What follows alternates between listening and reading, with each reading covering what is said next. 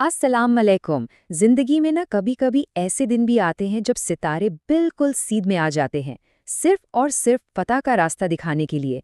किस्मत नामी माखज़ के मुताबिक 28 अप्रैल 2026 का मंगल एक ऐसा ही दिन है।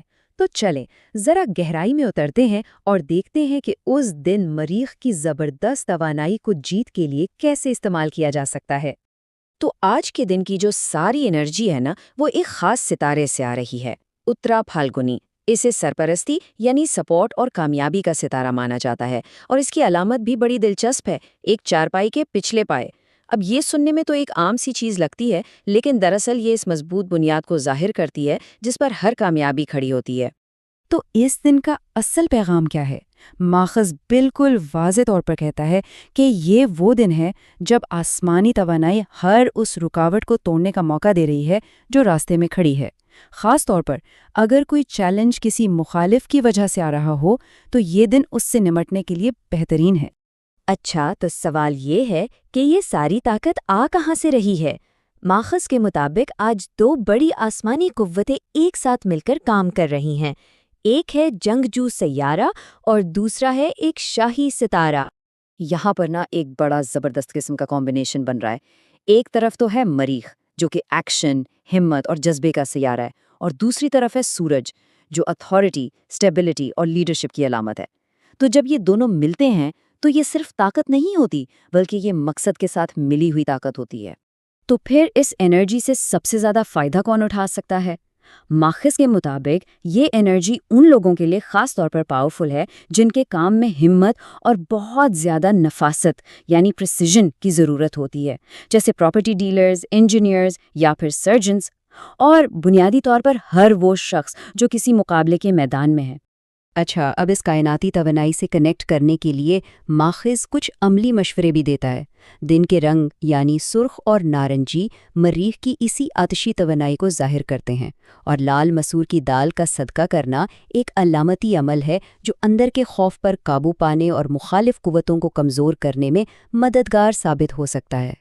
चलें अब देखते हैं कि ये ज़बरदस्त तवानाई तमाम 12 बुर्जों पर कैसे असरअंदाज होती है।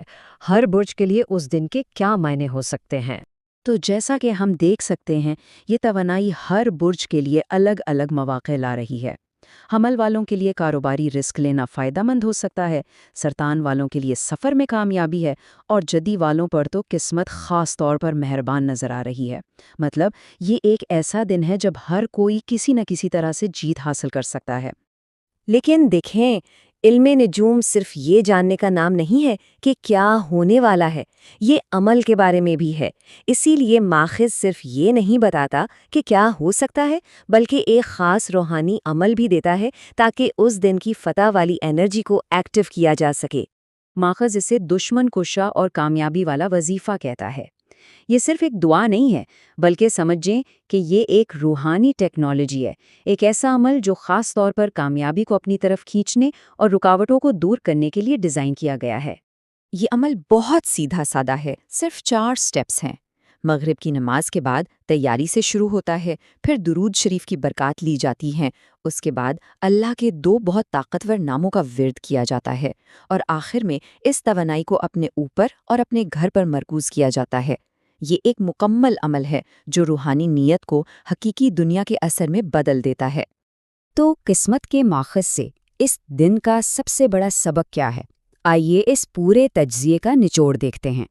अहम नुक्ता ये है कि ये माखज़ सिर्फ मालूमात नहीं दे रहा, बल्कि एक मुकम्मल रोड मैप फराहम कर रहा है। ये कायनाती तवानाई यानी एस्ट्रोलॉजी को ज़ाती अमल यानी वजीफ़े से जोड़ता है, और ये दिखाता है कि तकदीर को सिर्फ समझा नहीं जाता, बल्कि इसे बनाने में हिस्सा भी लिया जा सकता है।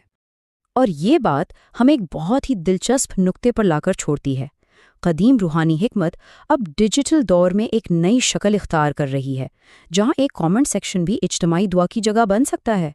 ये हमें सोचने पर मजबूर करता है, क्या मुस्तक़बिल में रूहानियत का ताल्लुक इसी तरह इज्तिमाई और डिजिटल हो जाएगा?